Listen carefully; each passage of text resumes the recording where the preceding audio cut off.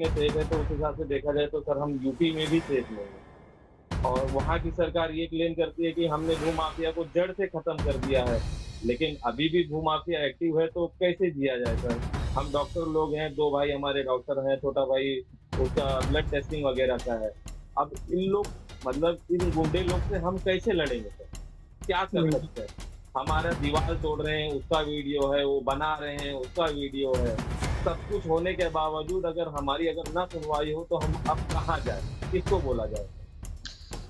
इन चेहरों को देखिए, ये कोई आम लोग नहीं हैं, ये भूमाफिया टाइप के लोग हैं जो एक 1500 किलोमीटर दूर बैठे व्यक्ति की जमीन पर कब्जा कर रहे हैं, वो भी अवैध रूप से। यहाँ से करीब 1500 किलोमीटर दूर बैठा व्यक्ति अपने पिता के द्वारा 90 के दशक में खरीदी गई 16 बीघे जमीन को अवैध रूप से कब्जा होने से बचाने की जद्दोजहद में लगा हुआ है। पेशे से डॉक्टर नूर हसन उतरौला तहसील के चमरूपुर इलाके के रहने वाले हैं। यहाँ पर स्टेट हाईवे पर उनकी करीब 16 बीघे ज़मीन है, लेकिन साल 2021 में उनके पिता के ऊपर एक मुकदमा दायर कर दिया जाता है, जबकि नूर हसन के पिता की मौत करीब 9 साल पहले ही हो चुकी होती है। चूँकि नूर हसन का पूरा परिवार महाराष्ट्र में रहकर अपना जीवन यापन कर रहा है, इसलिए उन्हें इस बात की खबर तक नहीं हो पाती है। मुकदमे में दावा किया जाता है कि उक्त ज़मीन जिसका गाटा संख्या 184 है, उसका कुछ हिस्सा ज़्यादा है। हरिहर प्रसाद नाम के व्यक्ति के द्वारा कहा जाता है कि गाटा संख्या 180 के रकबे में 3 बिस्वा की कमी है। एडीएम कोर्ट में दायर नक्शा दुरुस्ती के मामले में एक पक्षीय ऑर्डर कर दिया जाता है। उक्त ऑर्डर को खालिद नूर हसन के द्वारा कमिश्नर न्यायालय में चैलेंज किया जाता है, जिसकी सुनवाई अगली तारीख 22 अप्रैल 2025 को निहित की गई है। यहाँ तक तो सब ठीक चल रहा होता है, लेकिन इसी बीच कुछ प्लॉटर दुर्गेश कौशल, शिव शंकर सैनी, बिन्ना, महेश गुप्ता, मुनेश्वर व राहुल गुप्ता की नज़र इस जमीन पर पड़ती है। उक्त प्लाटरों व भूमाफियाओं के द्वारा गाटा संख्या 180 में प्लॉटिंग करने के लिए हरिहर प्रसाद के साथ अनुबंध पत्र को साइन किया जाता है और प्लॉटर गाटा संख्या 180 की ज़मीन को पूरा करने के लिए गाटा संख्या 184 में बढ़ने लगते हैं। इस दौरान प्लाटरों को द्वारा न केवल गाटा संख्या 180 पर हदबरारी नहीं करवाई जाती है, न ही प्लाटिंग के लिए जरूरी रेरा में रजिस्ट्रेशन, न ही प्लाटरों के द्वारा हरिहर प्रसाद से अनुबंध के बाद उक्त प्लॉट पर धारा 80 के तहत कोई कार्रवाई की जाती है। प्लाटर गाटा संख्या 184 के लगभग 85 फीट सड़क से सटे भूमि पर कब्जा करना शुरू कर देते हैं।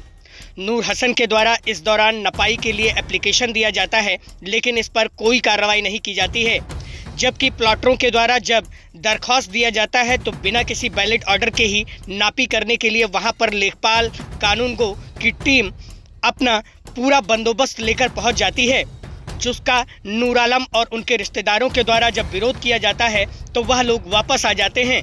उस दौरान नपाई नहीं हो पाती है।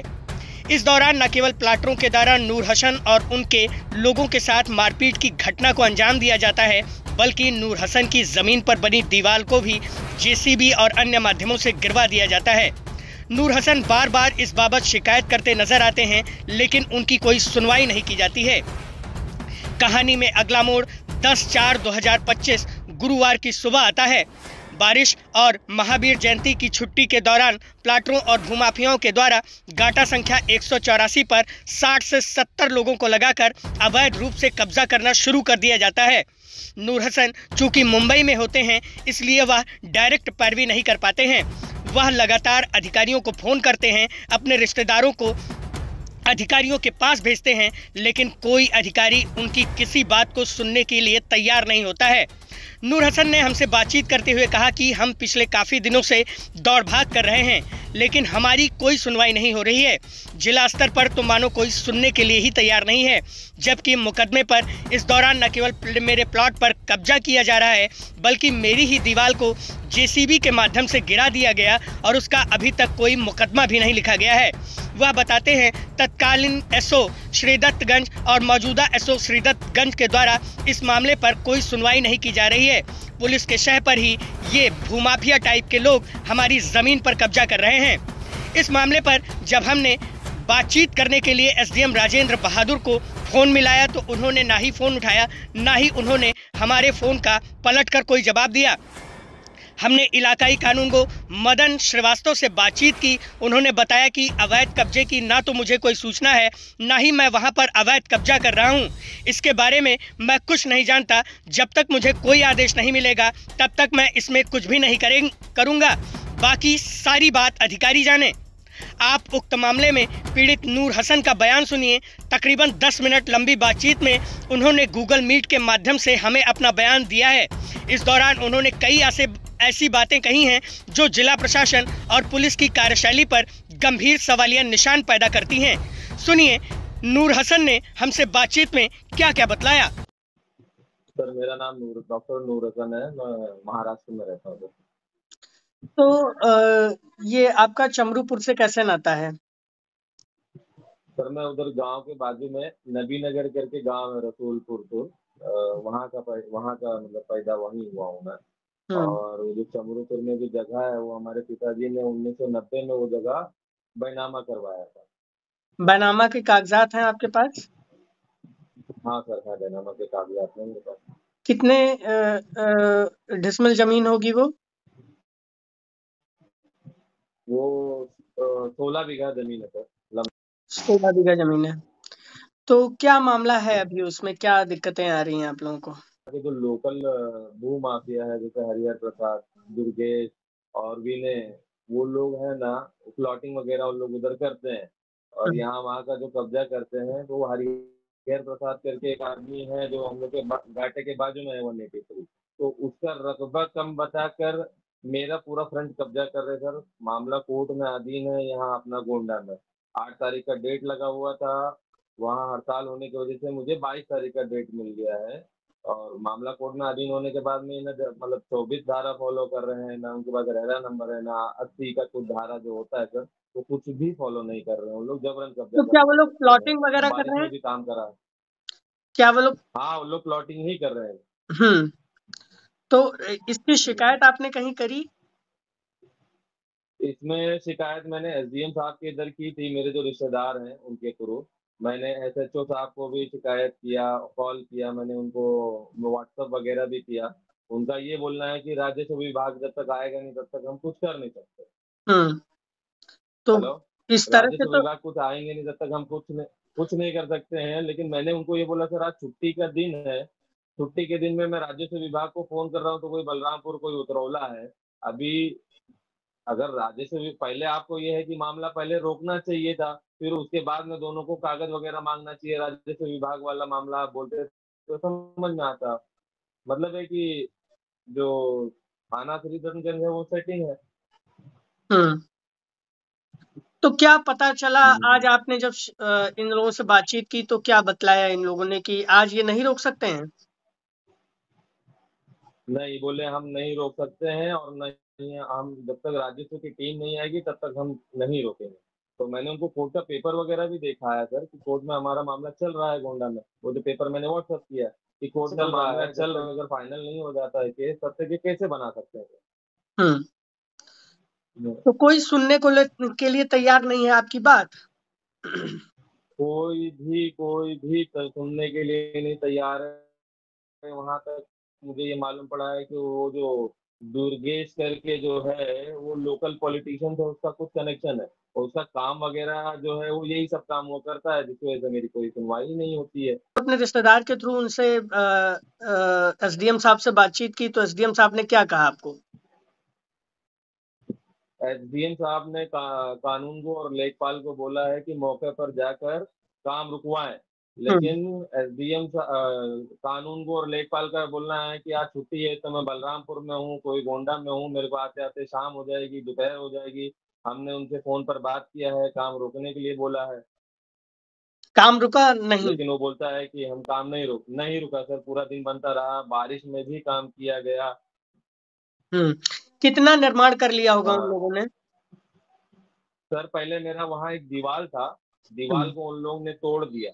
मेरा दीवार तोड़ा लेकिन उसके ऊपर कोई एफआईआर नहीं हुआ उनके ऊपर। ना पुलिस ने कोई एक्शन लिया ना कुछ लिया। मेरा दीवार तोड़ने के बाद में वो पूरा मेरा जितना फ्रंट था वो पूरा फ्रंट दीवार उन लोग ने अपना बना लिया। कितना फ्रंट रहा होगा, कितने फीट फ्रंट रहा होगा? मेरे हिसाब से 80-85 फीट फ्रंट रहा होगा सर रोड की तरफ। हम्म 80-85 फीट आपका कब्जा कर रहे हैं जमीन वो। पूरा कब्जा कर लिया सर। और आपकी कोई सुनवाई नहीं हो रही है? कोई भी सुनवाई नहीं हो रही है सर।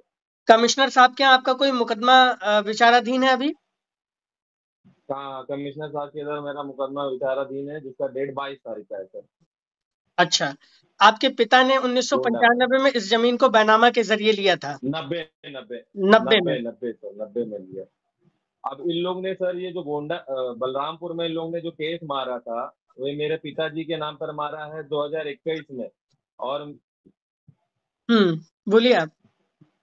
हाँ 2021 में केस मारा है मेरे पिताजी का। मरे हुए मेरे पिताजी को 9 साल हो चुका है सर। मरे हुए हम्म आदमी के नाम पर इन लोग दावा कर रहे हैं सर। हम्म, अच्छा। इनको केस कुछ। हाँ तो मरे आप हुए लोग नाम के आदमी पे दावा हो सकता है। मुंबई से क्या इस केस की पैरवी के लिए नहीं आते हैं कभी? मुंबई से केस की पैरवी के लिए आते हैं सर। टाइम टाइम पे आते हैं जैसे वकील लोग बोलते हैं उस हिसाब से आते हैं। हम्म लेकिन हमको ये नहीं मालूम था कि दीवार भी टूट सकती है या कोई जबरन भी बना सकता है तो हम लोग बेफिक्र थे। और सर दवा खाना है हम लोग जॉब वगैरह करते हैं। अब ये दवा खाना ये सब कैसे छोड़ कर आया जाए सर। अच्छा, आपके जॉब है। विपक्षी आपके विपक्षी इस मामले में दावा कैसे कर रहे हैं? इस मेरे जो विपक्षी जो है जो हरिहर प्रसाद जो है उनका ये बोलना है कि मेरा रकबा कम है। हम्म ठीक है। लेकिन रकबा कम है उसके लिए आप सर किसी का फ्रंट तो नहीं ले सकते हो ना। हम्म 2 बिस्सा 3 बिस्सा जो भी उनका रकबा कम है उन्होंने दावे में ये बोला है कि गाटा नंबर 180 में जगह जाता है। हम्म और कब्जा वो कर रहे हैं 184 के अंदर। हम्म मतलब 4 गाटा छोड़ हाँ के वो दो कब्जा बिस्सा। कर रहे हैं। हाँ दावा उनका दावा किया गया है कि 180 में रकबा जाता है। और हम्म कब्जा ये हो रहा है कि 184 में। और जो दावा जिसके नाम पे किया हुआ है वो आदमी तो 9 साल पहले मर चुका है सर। अच्छा, क्या जो टीम है राजस्व की वो कभी नपाई वगैरह के लिए आई? क्या आपके विपक्षी कभी धारा 24 के अंतर्गत गए? नहीं नहीं न- नहीं नहीं धारा 24 का कोई पालन नहीं किया गया है ना नापाई करने के लिए आई है। ना उसमें कुछ नाप वाप कर इनको नहीं दिया है खाली इनको संशोधन नक्शा संशोधन के आदेश पर ये पूरा निर्माण कर रहे हैं। अच्छा, तो ये धारा 24 के अंतर्गत नहीं गए। नक्शा संशोधन होता है तो उसके बाद ये नियम नहीं है नहीं। कि वो धारा 24 में जाएंगे।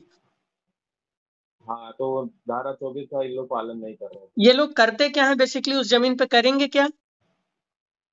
इन लोग कब्जा करके उसके ऊपर मेनली प्लॉटिंग करेंगे दुकान बनाएंगे और जो बीच बीच के जो एजेंट लोग हैं जिनको जिनको इन्होंने मेरा अपोजिट पार्टी जो है हरिहर प्रसाद उन लोग क्या है सबको 1 दुकान 2 दुकान 3 दुकान ऐसा देने का वादा किया हुआ है। तो हम्म सब उधर पैसा खर्चा कर रहे हैं और लोकल पॉलिटिशियन वगैरह जो उधर के लोग हैं भूमाफिया वगैरह सब पैसा खर्चा कर रहे हैं और अपनी पावर दिखा रहे हैं।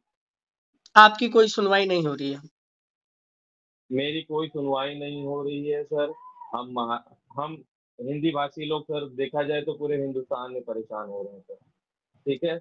और हमारी जैसे बाप दादा ने कोई जमीन अगर लेकर रखा हुआ है यूपी में हम ये सोचे कि हम यूपी में सेफ है तो उस हिसाब से देखा जाए तो सर हम यूपी में भी सेफ नहीं है। और वहाँ की सरकार ये क्लेम करती है कि हमने भूमाफिया को जड़ से खत्म कर दिया है। लेकिन अभी भी भूमाफिया एक्टिव है तो कैसे जिया जाए सर। हम डॉक्टर लोग हैं 2 भाई हमारे डॉक्टर हैं छोटा भाई उसका ब्लड टेस्टिंग वगैरह का है। अब इन लोग मतलब इन गुंडे लोग से हम कैसे लड़ेंगे सर। क्या कर हम्म सकते हैं। हमारा दीवार तोड़ रहे हैं उसका वीडियो है वो बना रहे हैं उसका वीडियो है। सब कुछ होने के बावजूद अगर हमारी अगर ना सुनवाई हो तो हम अब कहाँ जाए किसको बोला जाए। आपकी कोई अधिकारी कुल मिला के नहीं सुन रहा है? कोई भी अधिकारी कहीं से भी कोई नहीं सुन रहा है। हम सबको यही बोल रहे हैं कि धारा 24 का पालन करो। धारा 24 का पालन करने के बाद में जो भी होता है वो आप करके ले लो मुझे कोई दिक्कत नहीं है। अगर आपका निकलता है तो आप ले लीजिए, आपके कहने का मतलब ये है? हाँ अगर उनका निकलता है सर मैं देने के लिए तैयार हूँ धारा 24 का पालन करें वो। हम्म लेकिन वो नक्शा दुरुस्ती के बाद धारा 24 में नहीं जाना चाहते हैं? नहीं जाना चाहते हैं वो। हम्म फॉल्ट में है सर तभी तो नहीं जाना चाहते हैं वो। हम्म अच्छा, आप चाहते क्या हैं इस जमीन पे, इस मसले में? मैं इस जमीन पे इस मसले में ये चाहता हूँ कि सरकार मेरी सुने। ये जो भू माफिया लोग हैं, इन लोग के ऊपर सख्त से सख्त मतलब कार्रवाई हो। जो उन लोग ने मेरा दीवार तोड़ा है, उस दीवार के लिए मेरा एफआईआर दर्ज हो। दुर्गेश, विनय और आदि मुनेश्वर वगैरह है, अक्षय करके हैं, इन लोग के ऊपर एफआईआर हो इस बात के लिए कि आपने दूसरे का दीवार कैसे तोड़ा है। हम्म। अगर कोर्ट में मामला अधीन है, आप दीवार कैसे तोड़ सकते हैं किसी का सर?